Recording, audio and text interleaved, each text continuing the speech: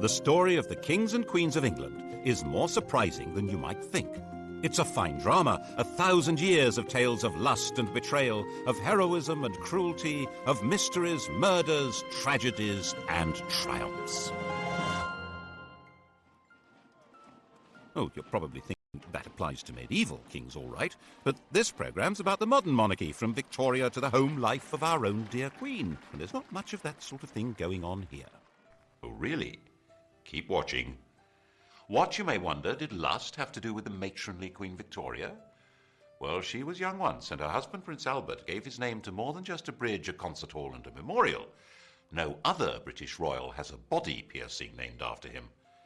And we can't show you where the ring goes in a Prince Albert. You'll just have to guess. Kept Victoria happy. 9 children.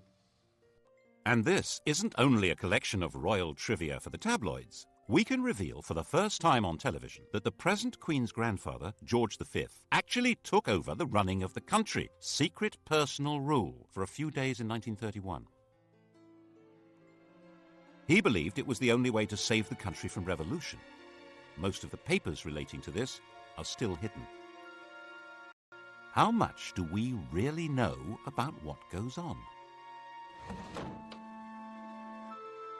In 1867, Walter Bagehot wrote a book on the British Constitution which said that it had 2 parts, the efficient part and the dignified part. The dignified part was headed by the Queen. It was a piece of theatre whose only purpose was to make people feel loyalty. The actual power was entirely held by the efficient part, which he said was a secret committee called the Cabinet. Everyone believed Bagehot's book. The government encouraged people to believe it. So did the royal family, then and now. Well, they would, wouldn't they? The truth has been rather different. Obviously, when the 18-year-old Victoria came to the throne in 1837, she wasn't in much of a position to try to run the country. She'd had a rather odd upbringing. Her father had been a brother of George IV and William IV, but he died when she was a baby. Her mother was a straight-laced German princess who was determined that her daughter should not be part of the disreputable life of the court, or murdered, as her mother thought possible, by one of her terrible uncles who wanted the throne himself. She was brought up in isolation in Kensington Palace, which in those days was rather cut off from London. Her main interest on becoming queen was to finally cut free of her mother, and hopelessly, utterly in love with her first cousin, the 20-year-old younger son of the Duke of Saxe-Coburg-Gotha. He's excessively handsome. Such beautiful eyes. My heart is quite going. He certainly tried hard to look good. That notorious ring piercing, if it did exist, no one can be quite sure, was attached to a chain to assist in smoothing the line of his breeches. They married in 1840.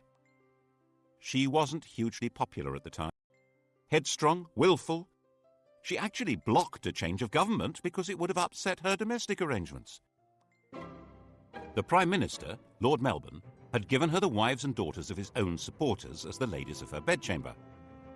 When his Whig government fell and Robert Peel came to power, Peel insisted that the Queen should replace at least some of the ladies so that the court wasn't a complete one-party state. Victoria refused. Peel felt forced to resign, and Melbourne came briefly back to power. People didn't like what she was doing. They didn't like her, and they didn't like the stiff German, Prince Albert. Peel came back to power and refused to grant him much more than half the allowance Victoria demanded, saying that people were very hard up, which they were. The position of the throne seemed pretty shaky. It didn't seem likely that this would become the most secure and richest monarchy in the world. How did that happen?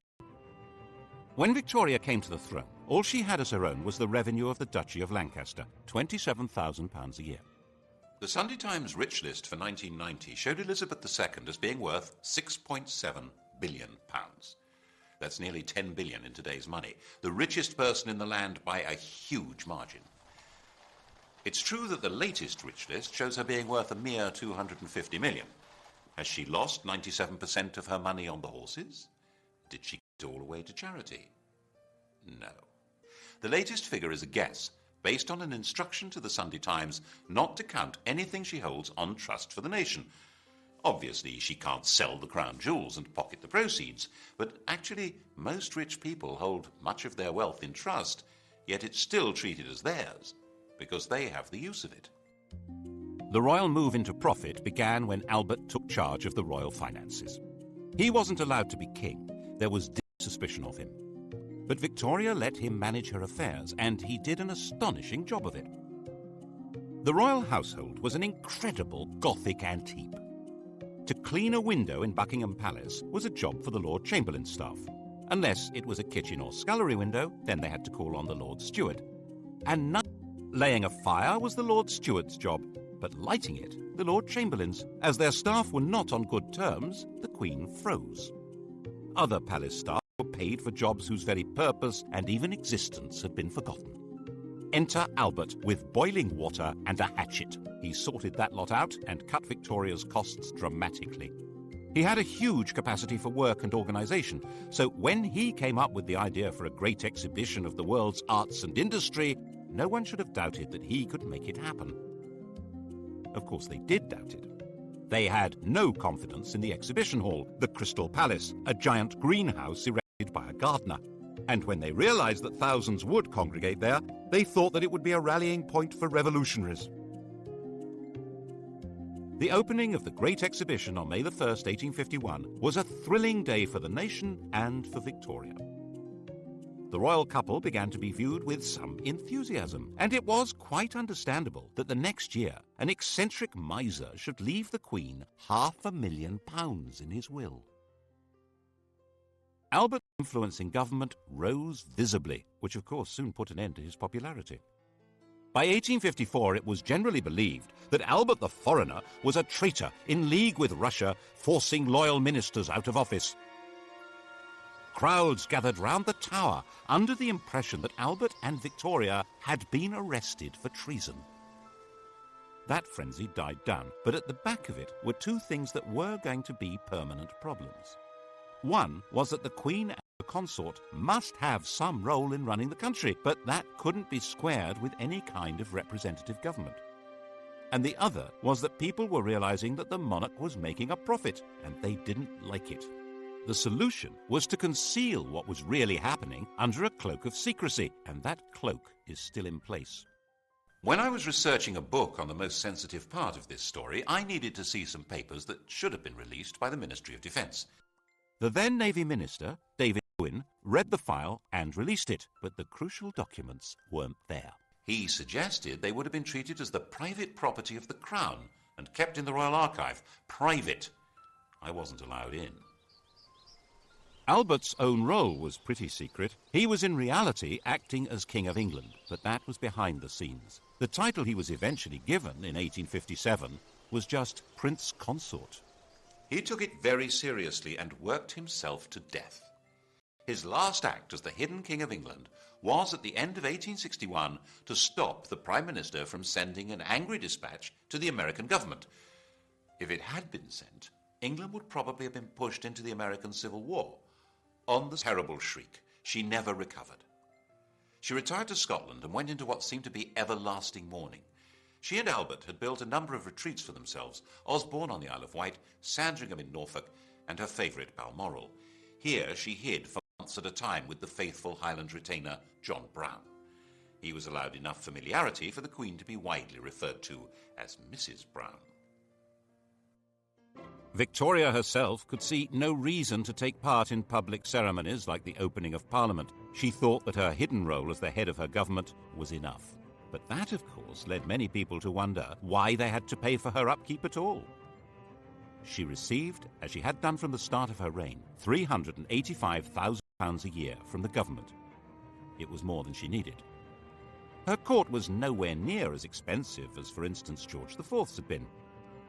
And without her being visible, many people could see no point in her having this money. By the 1870s, there was a strong Republican movement expressing itself in newspapers, large public meetings, and in Parliament. The nature of the country was changing dramatically. New industrial cities were darkening the landscape with smoke and soot. A new kind of society was formed, a society of factory workers and low-paid artisans, of builders and miners and metal workers. These were people outside the political world, with no natural attachments to traditional political structures. And there were a lot of them. The anti-royalist head of steam built up every time Parliament was asked for extra grants to Victoria's children when they came of age or married. But in fact, it was very probably these children who saved her throne. No British statesman wanted to see the royal family given its marching orders when their marriages offered such a useful back door into the chancelleries of Europe. Victoria's eldest daughter was married to the heir to the Kaiser of the new German Empire and was a strong and useful influence on her husband and a thorn in Bismarck's flesh.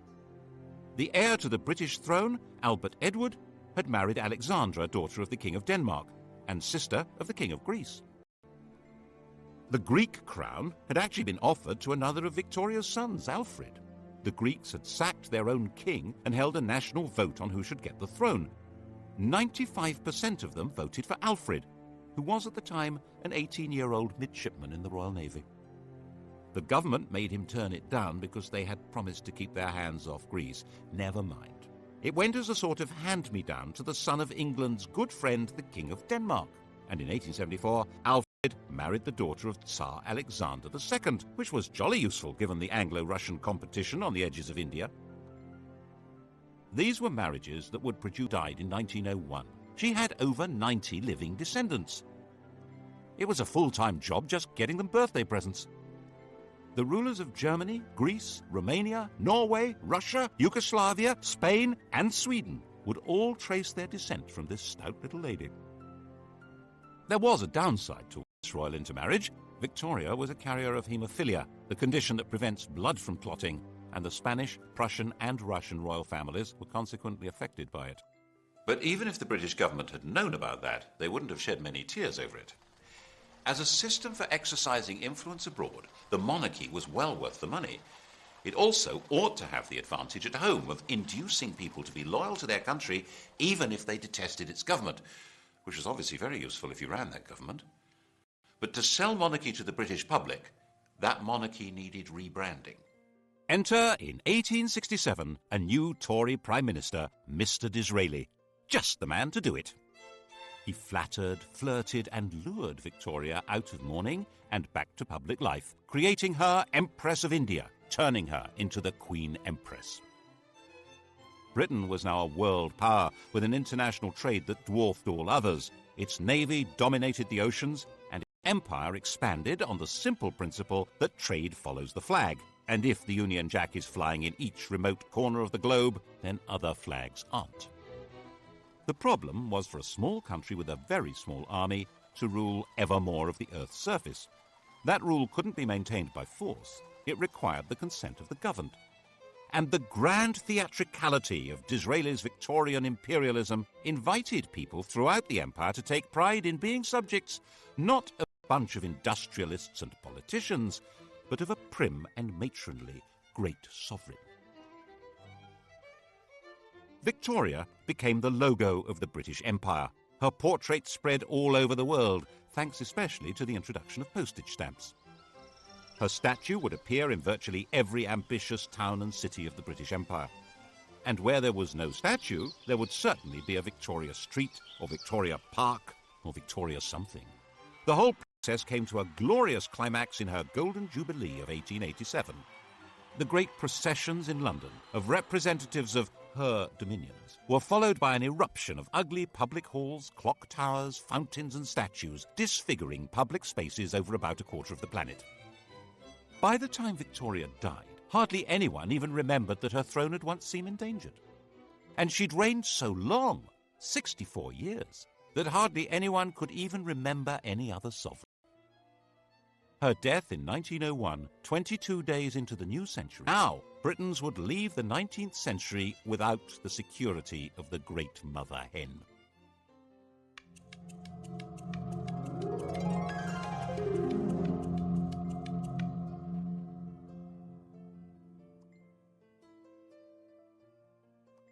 Victoria would cast a long shadow.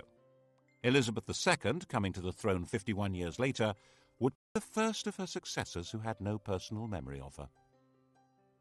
Her oldest son, Albert Edward, the new King Edward VII, was already 59 years old. The funeral of the Queen Empress and Edward's coronation involved a huge invention of traditions and ceremonies. And in this atmosphere, it's not surprising that Edward was granted an annual allowance even greater than Victoria's. A few voices said that it was unnecessary for the king to have as big an income as Andrew Carnegie, the Bill Gates of his day, but no one took much notice. Edward had been given a miserable and oppressive childhood. Victoria had measured him by the impossible yardstick of her hero worship of the perfect man, his father. Naturally, young Bertie had rebelled. Of course, his first visit to a prostitute shocked his parents deeply. It happened to be followed by Albert's fatal illness, which Victoria had inevitably blamed on her wicked son. She had arranged marriage shortly afterwards in the hope that domestic discipline would rein him in. Princess Alex of Denmark was beautiful, but she was also deaf and dull company. With nothing much else to do, Bertie had become the living epitome of the life of the Belle Epoque, a life of champagne drinking, cigar smoking, horse racing, gambling and entertaining showgirls and pretty married ladies.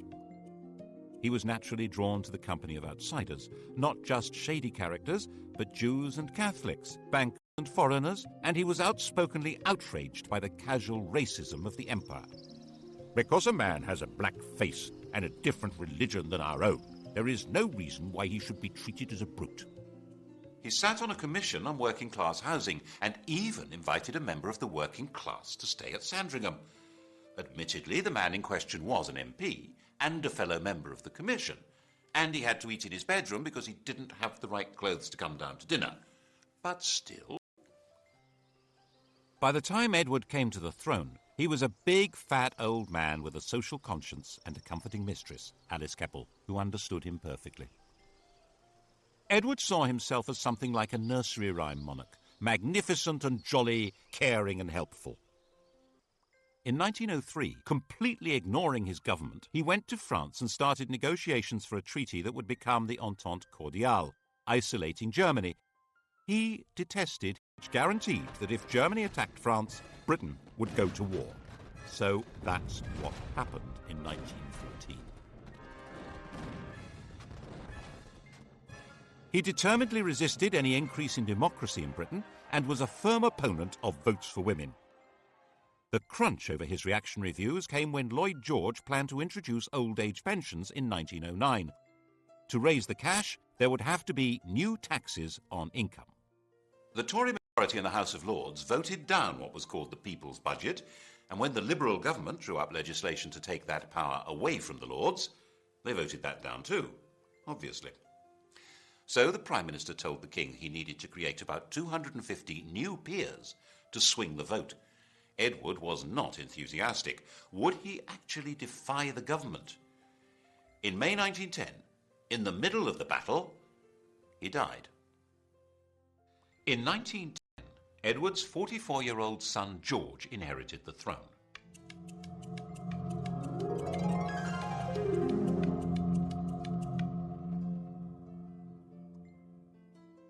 He was the late King's second son. He'd worked as a commander in the Navy, to which he was deeply attached. But in 1892, his elder brother Clarence had died, and he'd unexpectedly become heir. To step into his brother's shoes, he'd left his job and married the woman who'd been betrothed to Clarence, a relative called Princess Mary of Teck. He now inherited a fortune worth around 140 million in today's prices, and a political crisis. As part of the deal with the government to pass the budget and cut the powers of the House of Lords, it was agreed that the Crown could stop paying any income tax. In return, the King would pay for his own trips abroad. The new constitutional deal drew the teeth of the House of Lords. Whatever the elected government in the Commons decided to do, it now could do. The only possible break on its power was now the King, and the question was, of course, whether he would ever exercise it, and what would happen if he tried. At first, the Crown was too weak to try. When war began with Germany in 1914, George was seen, naturally enough, as a German, which he was. He kept a bit quiet about his courtesy titles of Field Marshal General of the Prussian Army and Admiral of the Imperial German Navy. To make himself seem more British and therefore more secure, In July 1917, George felt forced to change his family name from Saxe-Coburg-Gotha to Windsor and stop being a German prince and Duke of Saxony. Revolution was a real danger. Cousin Nicky, the Tsar of Russia, was deposed in February 19 agreed to it. But King George was terrified of being associated with a man now labelled tyrant by revolutionaries, so he forced the government to withdraw the offer. The Bolsheviks took over Russia in October, and Nicholas and his family were slaughtered.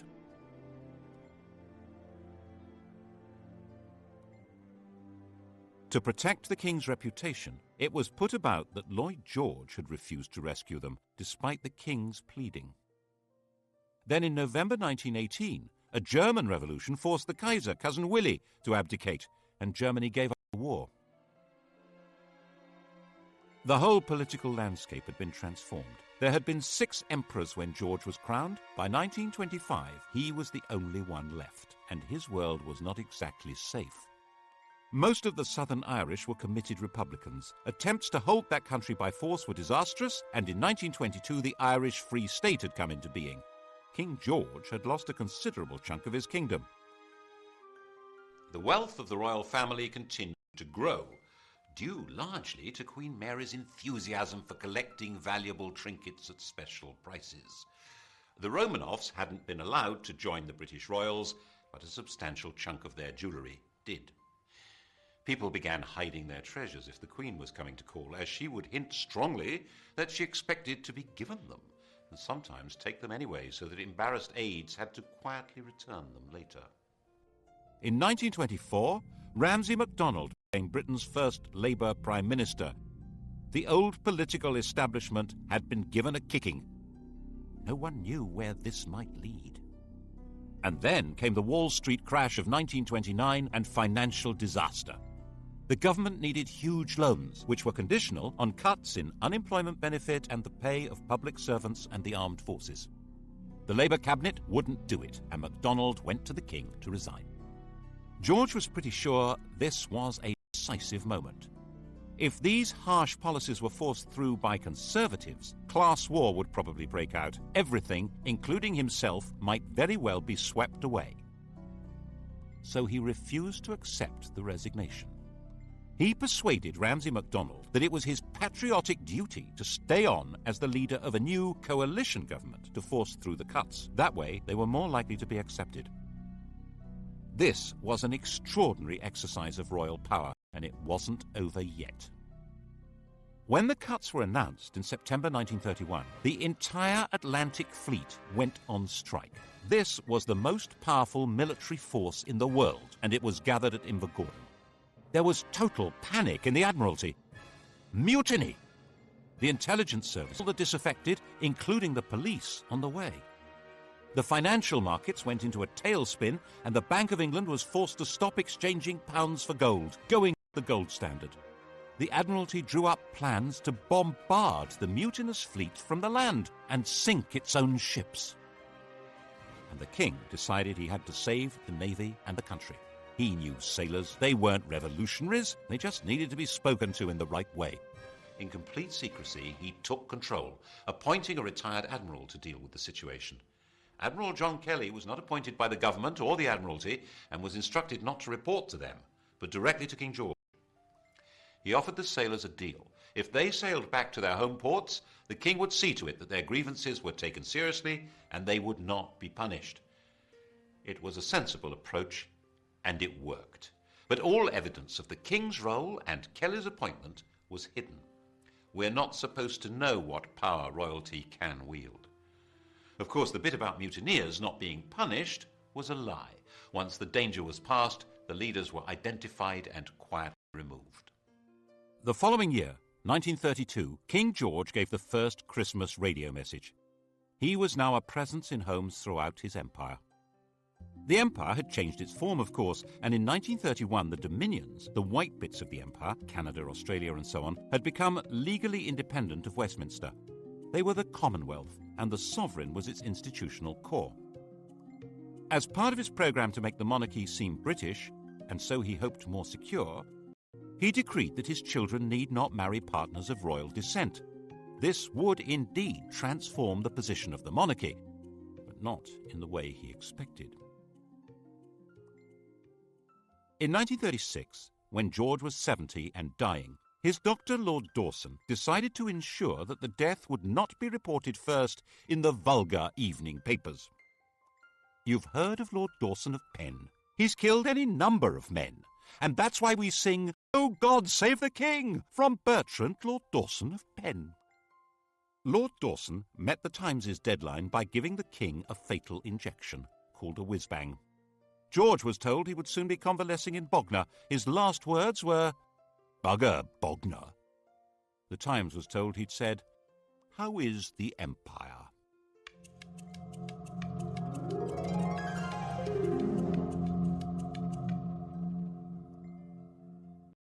His successor, his son Edward, was 38, the poorly educated child of rather dysfunctional parents. The Queen had been completely distant, and King George famously said, "My father was frightened of his father, I was frightened of my father." Edward had escaped by travelling widely, and as the world's most eligible bachelor enjoyed affairs with a number of married women, culminating in the love of his life, the twice-married, elegant American Wallis Simpson. At the time of succession, the affair was in full swing, and her husband had resigned himself to a divorce. The British press completely censored the whole subject, while the rest of the world was fascinated by it. Edward insisted that he was going to marry Wallis and make her queen. The Prime Minister and the Archbishop of Canterbury said the country wouldn't stand for it. Were they right? Probably not. Edward was actually pretty popular. He wanted to go on the radio and appeal to the nation, but he wasn't allowed to do that. He was told it was unconstitutional. Without a written document, the Constitution is what the government can get away with. They had their reasons. These went beyond the court gossip that Wallis was said to be a lesbian or a man engaged in a sadomasochistic relationship with Edward. The crucial issue wasn't even that the head of the church shouldn't marry a divorcee, or that secret investigators had reported that Wallis Simpson had 2 other lovers, a car salesman and an Irish peer. The real reason only came to light in 2002. Secret documents show that the FBI told the British government that Wallis had another lover, the German ambassador von Ribbentrop. In fact, the FBI said she was a Nazi agent. That was why the government insisted Edward must give her up to keep the throne. Edward chose love rather than the crown. He abdicated and took Mrs. Simpson to live in France. The coronation went ahead, but with his brother Albert sitting on the throne.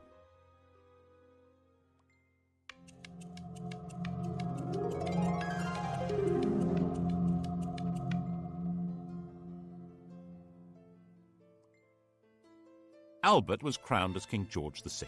He was 18 months younger than Edward and completely lacked his brother's social grace. He stammered, he was shy, but at least he was safely married to Elizabeth Bowes-Lyon, the daughter of a minor Scottish aristocrat, the first royal to legally marry a commoner since Henry VIII.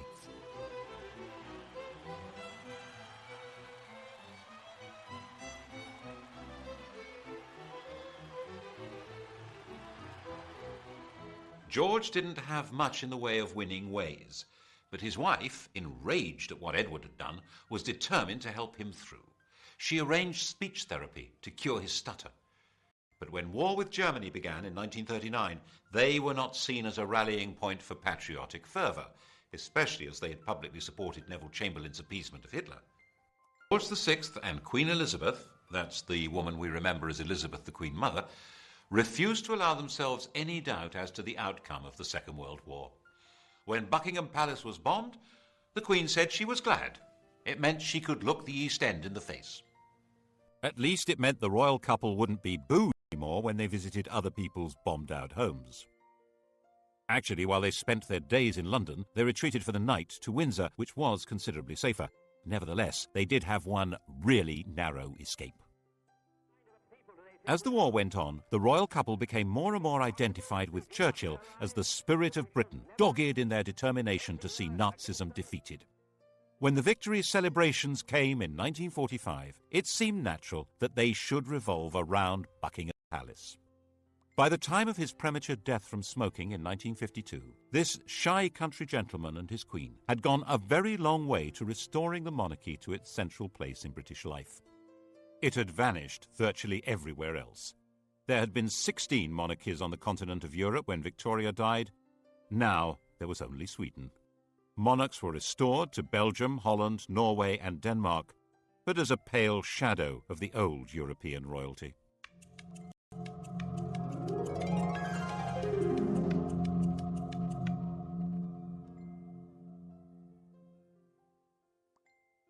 The new queen, the 25-year-old Elizabeth II, seemed to be a fairy tale remnant of a lost world of glamour. Her coronation was a celebration of pageantry itself in a country that was a vast bomb site. 4 houses out of 10 had been damaged or destroyed. It was even shown on the new medium of television, though the Archbishop of Canterbury feared men would watch in pubs without removing their hats. By her side in the coronation coach rode her husband. Like Albert, he would never be crowned. Philip, Duke of Edinburgh, was from the Greek and Danish royal house of Schleswig-Holstein-Sonderburg-Glucksburg. He had no surname.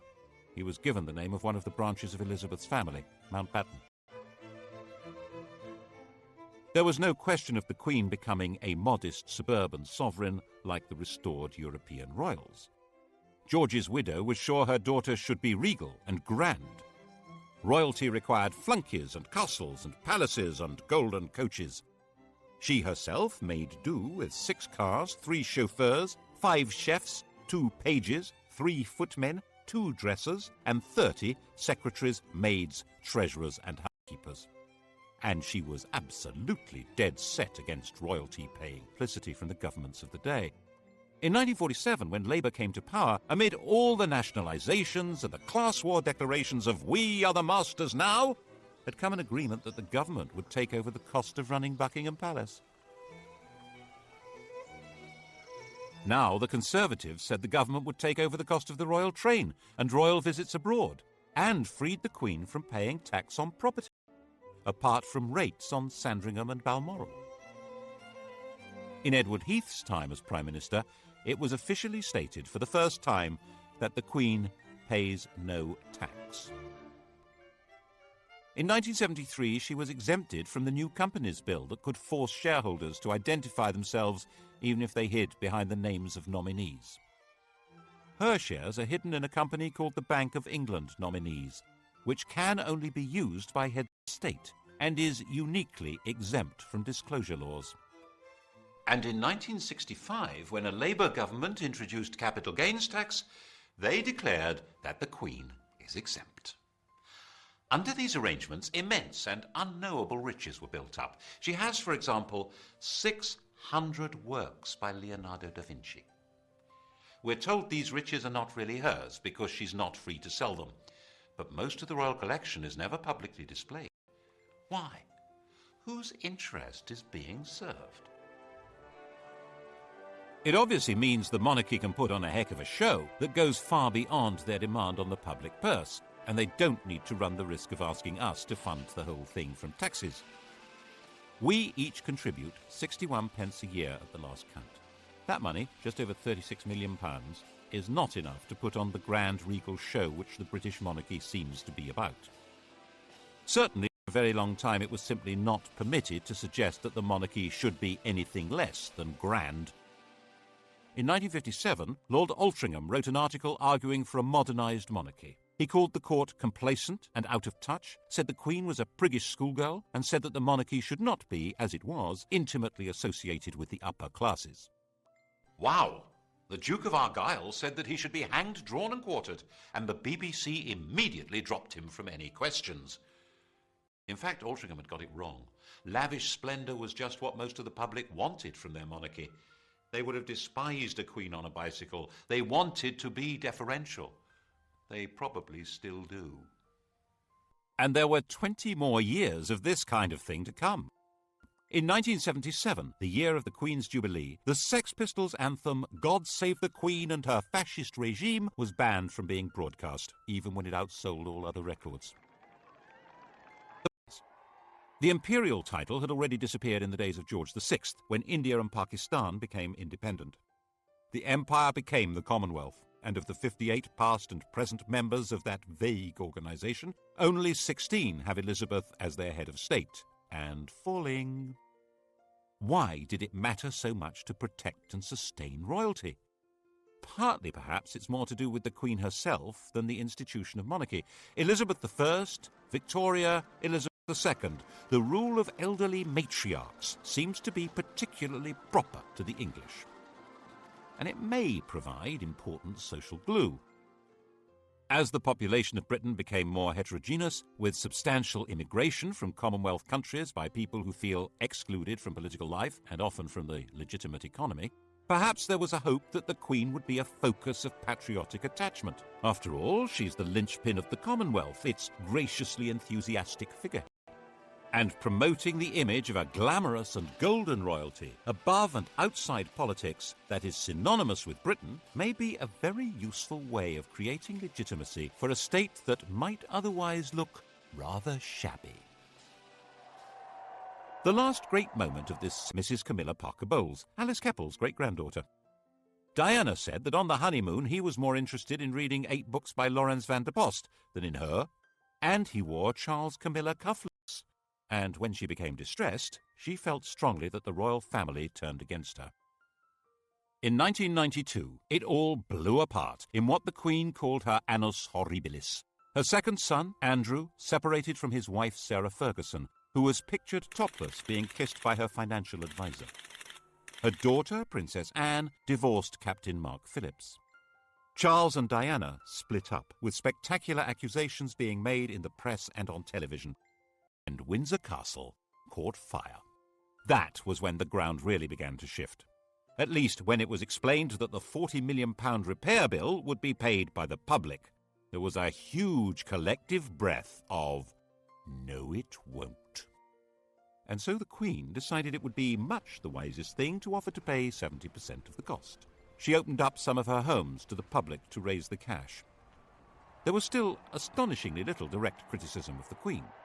In an age when television and the press have the power to pull down anyone, the Queen and her mother were treated with respect, even devotion. But the rest of the royal family had become fair game and were subjected to a ferocious assault of public humiliation. Why did we support the royal family and all their wealth? Why were we giving them all this money? The press pack was baying at their heels and refund the parliamentary allowances received by other members of the royal family. But things didn't get any better.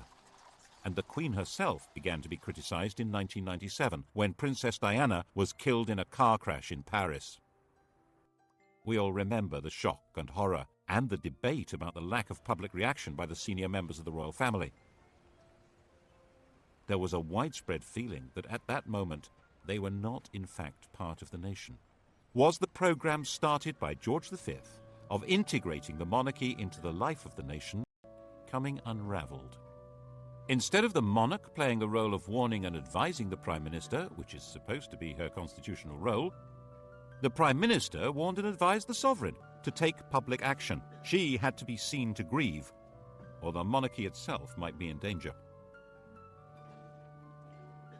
And now we wait to see what happens next. The heir to the throne and his mistress are forever tainted with the image of the princess that was publicly destroyed. The Queen is an old lady, with a reign that begins to rival Victoria's in length. Can anyone be certain that the country would accept her son as king? There's always been a bargain at the heart of monarchy in this country. The monarch has always been dependent on the people. That bargain has been the key to survival. It began when William the Conqueror realised that he and his friends couldn't actually run a country where they didn't speak the language, or know the laws, traditions, or even the geography. It was restated in a series of crises in which monarchs who tried to rule without consent were simply dumped. Matilda, Jane Grey, Richard Cromwell, James II. And to give that consent, people need to feel that the sovereign is entitled to be there and respects laws even though no court can enforce them. Laws which today probably include having to pay tax. Partly, of course, the institution is sustained by the Director of the Queen herself. Faced with enormous pressures and a job from which there is no possibility of rest, she has retained a calm resilience and exquisite constitutional carefulness which guarantees her a respectful place in history. Then what? The British monarchy is certainly a great addition to the gaiety of nations. Partly as a soap opera, partly as a walking, talking anachronism that makes other heads of state visibly uneasy. But it does come at a price. And whether the price is too high for the continued survival of this most extraordinary form of government, well, that, of course, will be the surprise ending.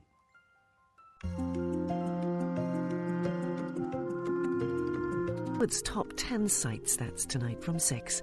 Coming up, the story of the strongest, sharpest blade that's ever been made, a decisive weapon.